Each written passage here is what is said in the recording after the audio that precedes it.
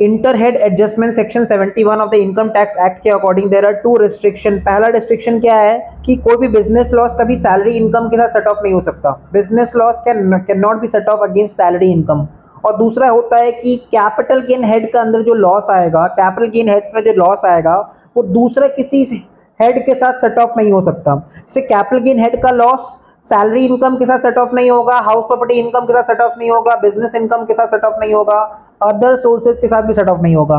तो capital gain head का loss सिर्फ कैपिटल गेन हेड के साथ ही सेट ऑफ होगा, इनकम के साथ। एंड बिजनेस का लॉस सैलरी इनकम के साथ सेट ऑफ नहीं होगा।